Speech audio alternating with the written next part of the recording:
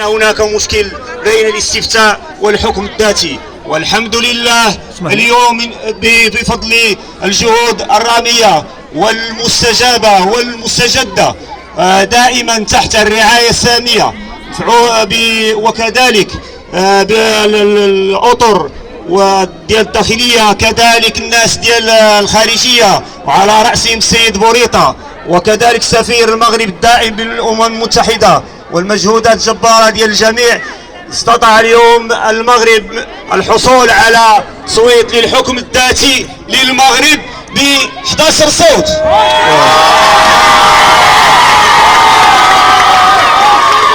إننا فخورين بمغربيتنا وبصحرائنا، الصحراء مغربية وسوف تظل مغربية أبى من أبى وكره من كره.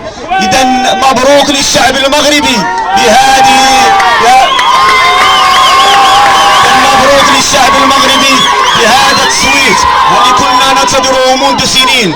اليوم عشنا الأعصاب ديالنا منذ انعقاد مجلس الأمن، ونحن ننتظر، الكل ينتظر ويترقب، ينتظر في الجزيرة متابع مباشرة مجلس الأمن تم التصويت على الحكم، مقرر الحكم الذاتي للصحراء المغربية، والصحراء مغربية وسوف تظل مغربية.